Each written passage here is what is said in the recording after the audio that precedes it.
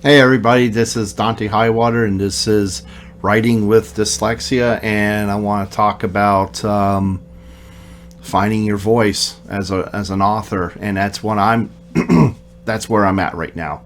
I'm trying to find who I am. You know, to understand finding your voice, we're talking about the styles of which a writer writes. Edgar Allan Poe has his own style. Stephen King has his own. Um, you know, George R. Martin has his own and everything. And it's finding who you are in the travels of being a writer. And it's so funny that I talk about this because of the fact that I never thought in a million years I'll be talking about something like this. I never thought I would ever talk about finding my voice as a writer, especially as a writer. When I struggled not only to read but to write and to put thought onto paper. Verbally, I was actually not too bad, but even then, I still had challenges even in doing that.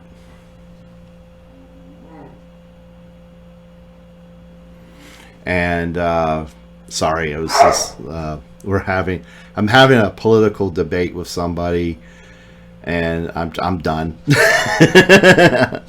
I'm done. I'm actually done with it. So yeah, I'm not getting into that. So anyway, so who are you as a writer is going to it's going to determine on how much time you're going to spend on writing. It has nothing to do with planning your thoughts. It has nothing to do with all that.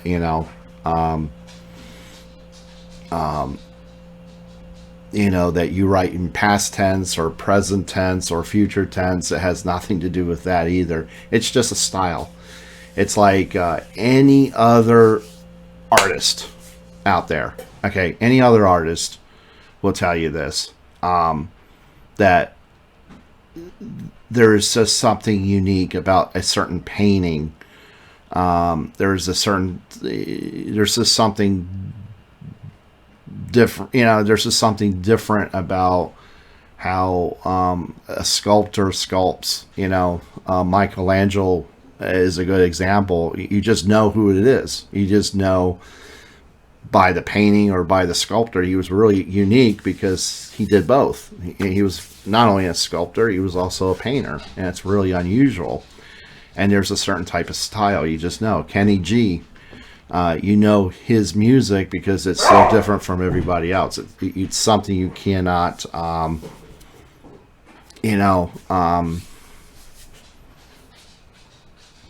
compare it to. In other words. Now, if I can find it, I'll have to find it again. It's a website. And what it does is it's actually really good. I really liked it because you take all of your work, okay, take everything, all your files, and you feed it into this into this website, okay. It has artificial intelligence, and then you pick which author that you want to compare your work with. Okay, and I picked Stephen King. I picked, I don't know, I can't remember what other authors I picked out. And I was just curious. And I was a neophyte. I was a complete neophyte. I still am actually a neophyte. And I was like, what do I come close? I think it was 98% Stephen King. I was like, holy crap, that's a good, that's really good. I'll take that. And I see a lot. I've read quite a few Stephen King novels. Pet Sematary being the very first one. I'm doing is it Lindsay story, which I am having a really hard time getting through because I think it's a little on the dull side, in my opinion, and it's a little on the depressing side and everything. But anyway, I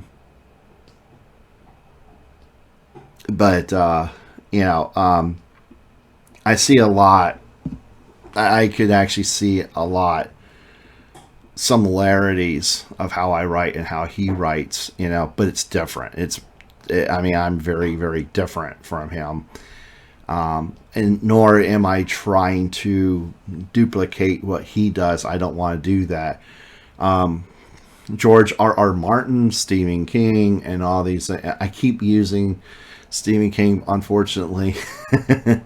I feel like a broken record when I do that, and I hate doing that. But I'm trying to think of her name right now.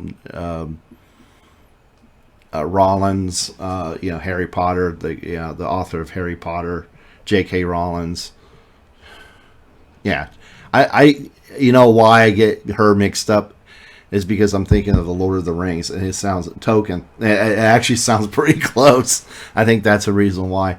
But yeah, she even said the same thing. She was like, mimic your authors. Find your favorite author and try to mimic it. Now, I will say this: before the laptops, before media, before anything, I decided to try my hand in writing like Edgar Allan Poe, because I saw a lot of consistencies in my thoughts of how stories should be written and everything. And Edgar Allan Poe seemed to kind of be in that same character. I could relate to him. You know what I mean? It's like the poem The Raven is more of a short story than is a poem, but it's really a poem. It's really a poem. It's like the medieval poem The Divine Comedy, which I really like. It's a thick book. That's a heck of a long poem, but it's in story format. I can relate to that. Some poetries are very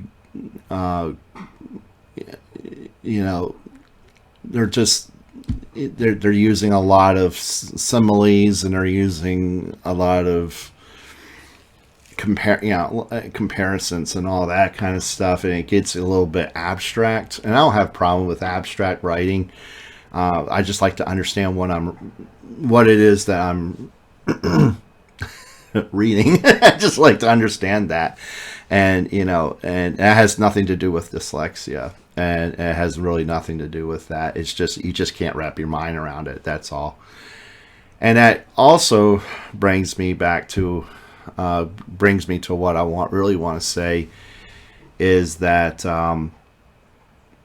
if you are dyslexic and you have dyslexia, and you find writing your first short story challenging, you're not alone. It's not you, and it's not dyslexia. It can't help, okay? But you're going to find, if you talk to other authors, okay, if you're talking to other authors and you're talking to other people, they're going to tell you the same thing, and they're saying I'm having the same problem. I don't even have your problem. I remember someone on Wattpad said to me, because that's what I write on Wattpad. I do have any story and Wattpad and Inkit are the three I go on, and I haven't published a chapter in a while because I hadn't been feeling well. I had diabetes. I've been feeling exhausted mentally and physically. But I am working on chapter 17. I got about 2 pages. I am 2 pages in, and I've been writing up a storm lately, and that happens. That's another thing too. You'll find days that you can't stop writing, and you'll find days that you're tapped out. And if you're tapped out, don't force yourself to write. Don't you need to rest, and you need to play video games, listen to something stupid on TV, read a book. Everyone tells me, well, you need to you need to keep reading, and everything. If I'm burnt out, I can't read. I just can't do it. Reading is something I really want to do, not have to do. And if you're forcing yourself to read, you're not going to care how good that author really is, And but my style, what I like personally, and I would love to get to this point in my writing, is writing like the Victorian age. That is my favorite. I'm going to tell you, my very favorite is Victorian horror stories. I think they're hands down the most spookiest and the most bizarre stories that you'll ever hear. I don't think Stephen King can hand a candle to Victorian age writing. I just don't think so. Although he's a hell of a good writer, and I'm telling you, the Pet Sematary scared the shit out of me. I mean, I'm not lying when I say that. And another really good one of his is The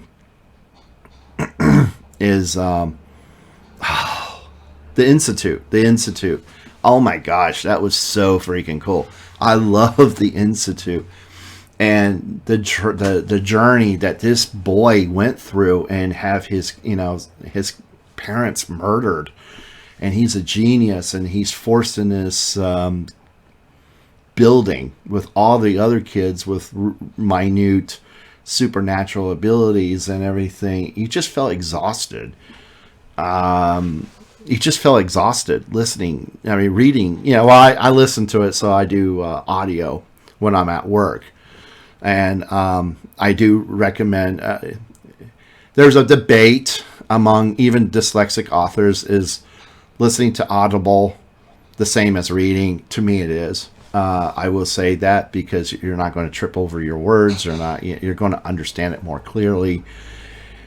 And if you keep reading, if you listen to the book long enough, you can pretty much almost memorize it. So when you actually do read it, it's going to go a lot easier for you. I will recommend that. I will also recommend softwares like Speechify. I love the posh British voice of Speechify. I love Natural Voice. I think that's the name of it. I have both of them. They're fantastic. They're worth the money to buy. I was a little frustrated with it, and I did cancel. Well, financial reasons, I did cancel. Both of them, but you can still use it for free. They do have a cap of how many words that you can use with the high end. It does sound like a human being talking to you. It's really cool, and I am working on the Iron Badger, and I'm working on The Secret Diary of Amy Lee, which is I think fantastic. I think both of them are really cool books. I am so excited about it. The Conduit, I know I talked about that ad nauseum on my other videos that I've done, and I have a video that says sorry because my videos weren't really that good. I was scared shitless to do this and be myself, really.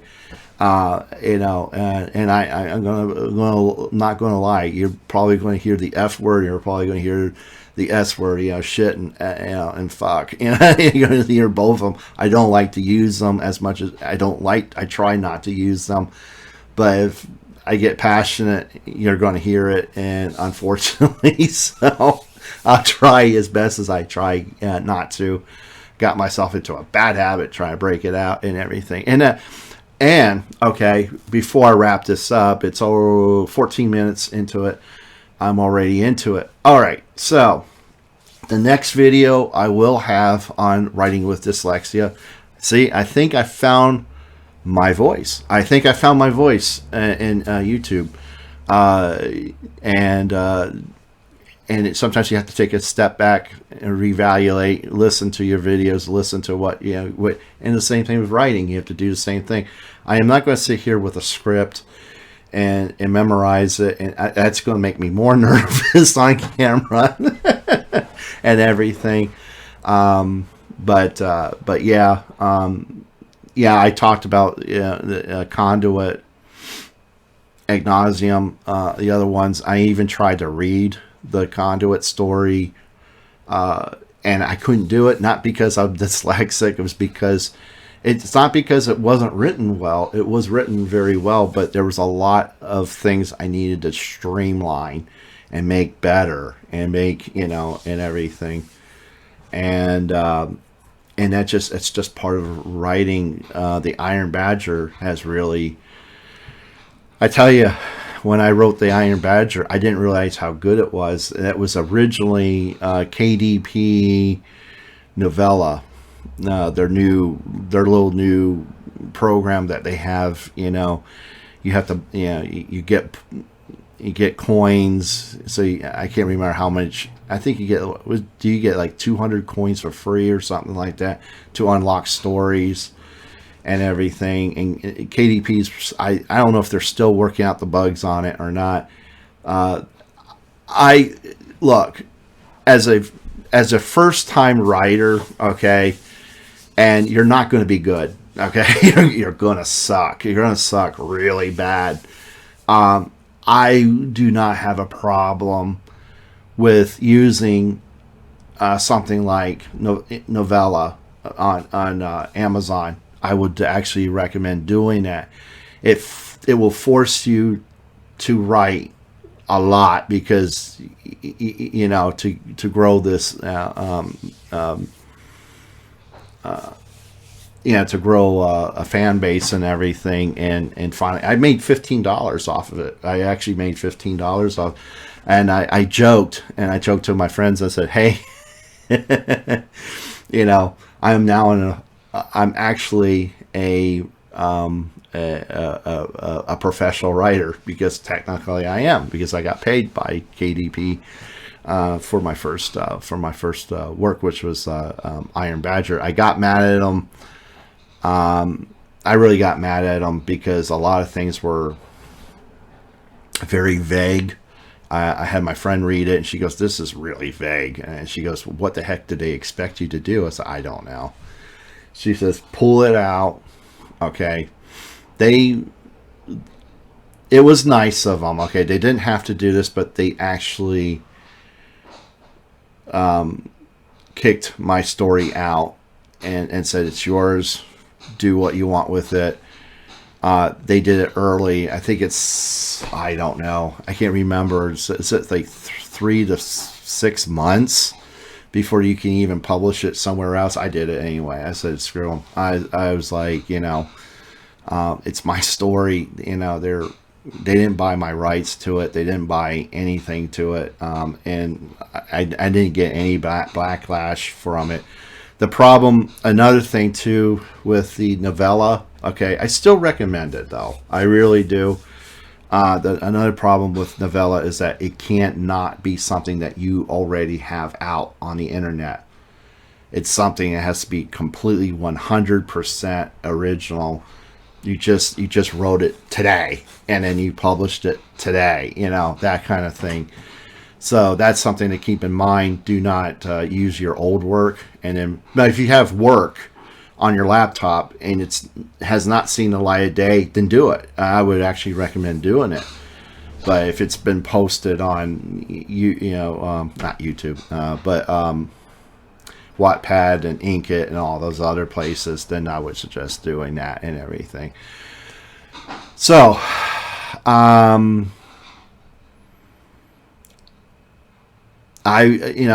finding your voice is simply just keep writing, because the more you write, the more you will discover yourself. The more you will discover yourself, the more you will find comfort in how you write and the style of which you just fall in. You just fall into this, rhythm and you won't even think about it. It'll just be a part of you then. And that's what George R. Martin said, and that's what Stephen King said. They both said that, and they're really good friends with each other, and they both said that. And he says, until you find an author and try to emulate that. Don't write their stories verbatim, obviously, but read and go, oh yeah, okay, I could see that, and everything. Then sooner or later you'll find your own voice. I never really did that. I mean, Edgar Allan Poe was the only one I tried to kind of emulate, and I did that with pencil and paper back in the 90s, and whatever. I did write on and off when I was younger. I really liked it. I actually enjoyed it, but I couldn't spell hardly any words at all. I was so limited. My vocabulary in my head is incredibly high. I just can't spell them. And that was really what my problem was. And now with all this new invention, with all this new stuff right now with computers and artificial intelligence, and it helps. It really helps. You just have to use it. And I will recommend Pro Writing Aid immensely. Pro Writing Aid will definitely teach you how to put commas and all this other. I'm working with M dashes. I'm really getting more and more complex in my storytelling and everything. And another thing too is use your cell phone. Your cell phone. I got the Fold. Okay, oops. I got the Fold and everything. If you're a writer, this is a great tool. I don't know if I'm just moving around. Okay, it's a great tool. It's a great tool to use. I have Venom on the screen here. Here, it's all mirror. Yeah, or evil. Going to eat you. but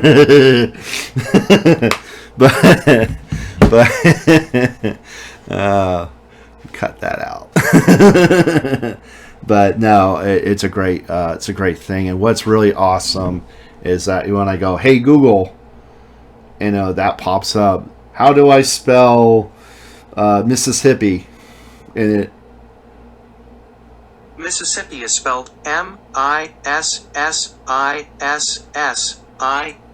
There you go. You don't need to know how to spell. It just does it for you. And I was told, oh my God, I was told in 7th grade, right? And maybe 8th, I don't know. But I think it was the 7th grade. Mr. Dylan Snyder, great teacher, wonderful. I love him. He was an ex-football coach.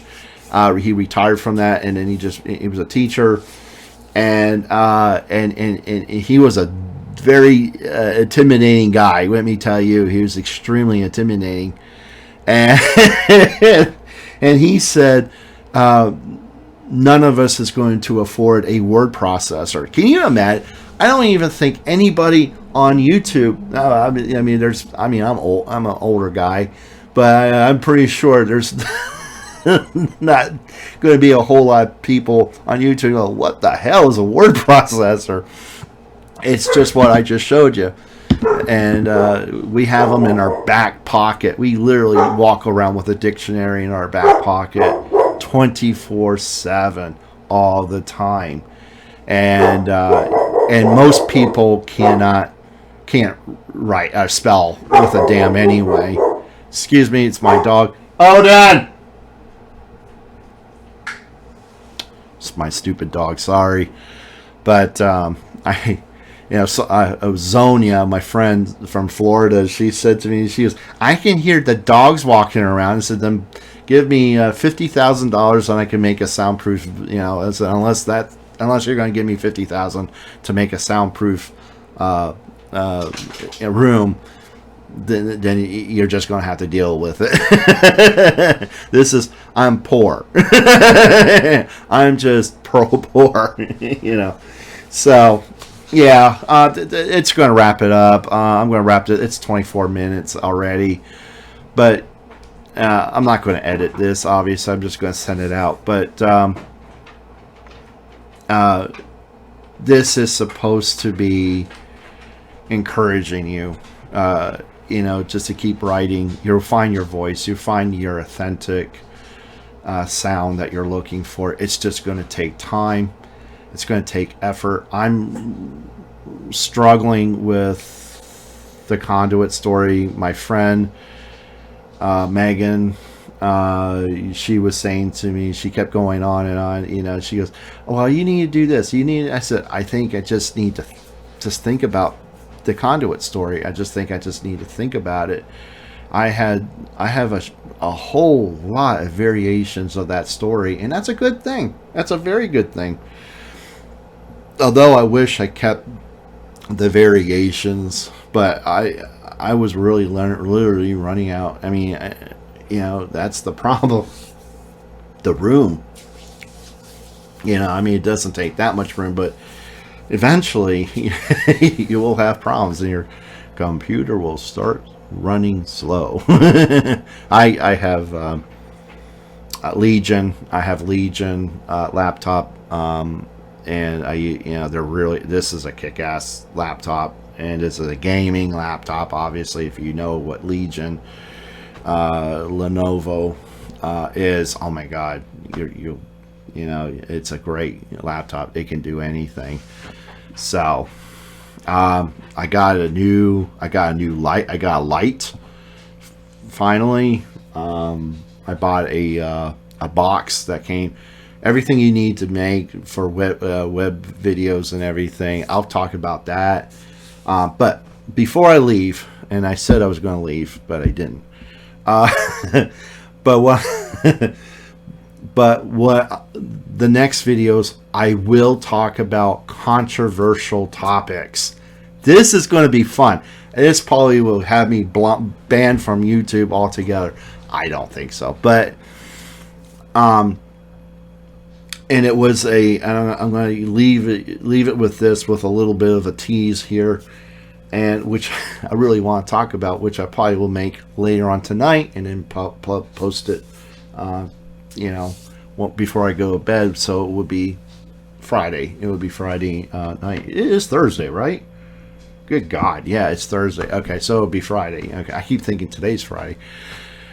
So there was an African American woman. Okay, she's a college student. I'm trying to be political here, and I don't do well with that.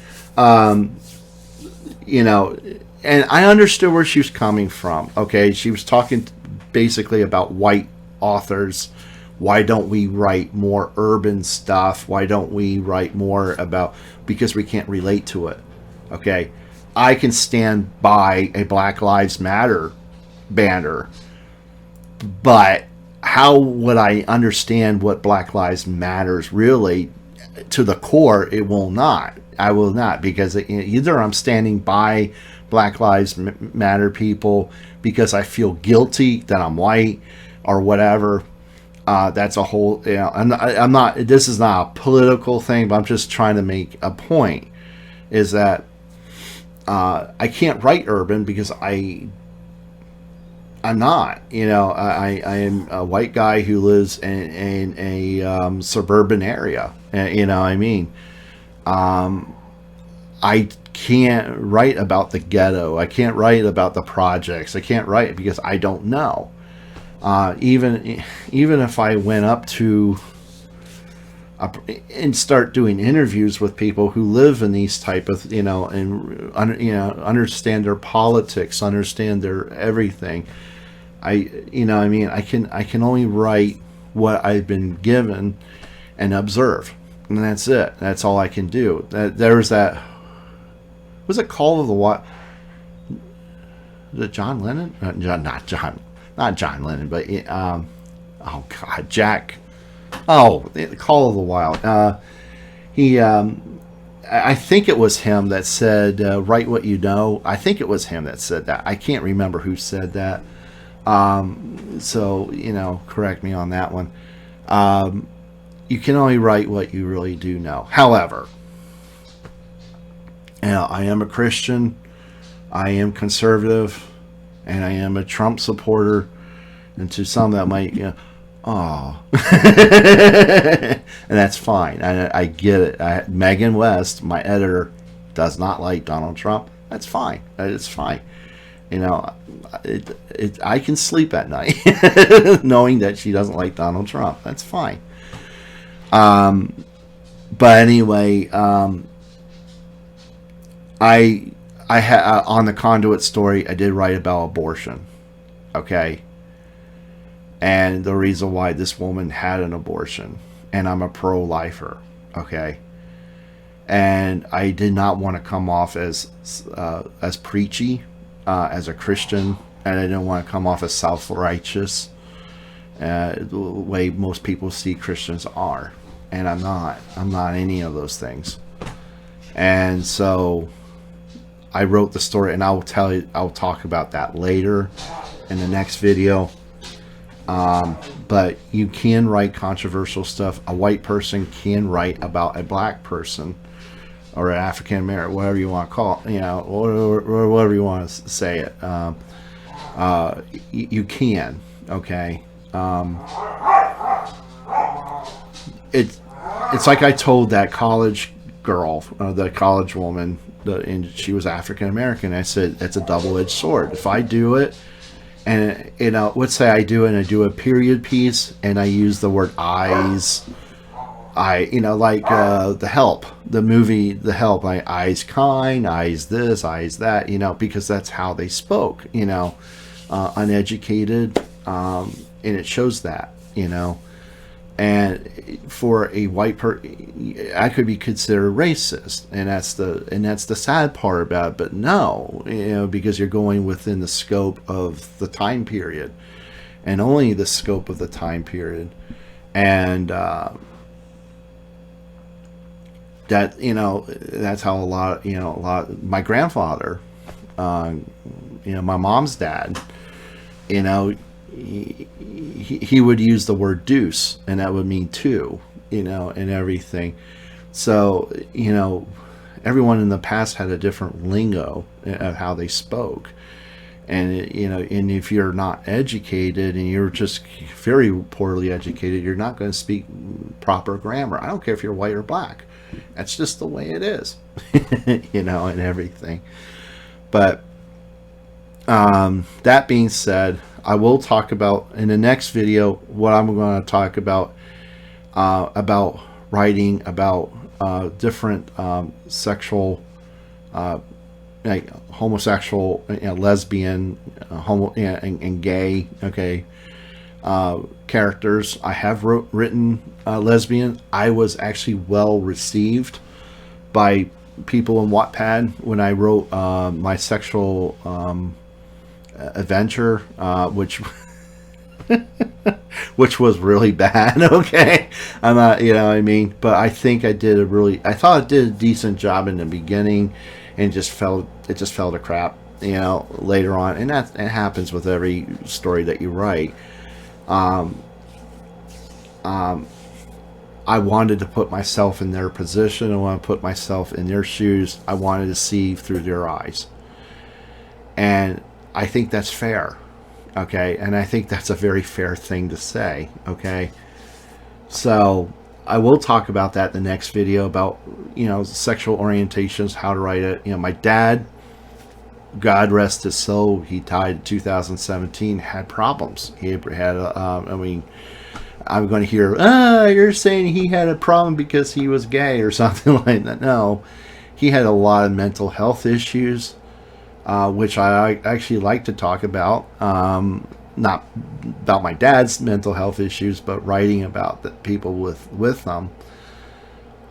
But yeah, it's not really a sensitive subject with me, but it's a subject that I would like to have a lot of respect for. I can't recognize what gay is like, or being a lesbian for that matter, and I just can't wrap my head around that. I like women, and I am very old-fashioned, and I like a biological woman, and but but I have no hate for, you know, people like that who are gay, you know, who like the same sex and everything, or transgenders. I knew a transgender at Disney. I used to work for Disney World, and he also had, well, the reason why he was a man going into a woman, the reason why I said he, okay, and that's not politically correct, okay, either.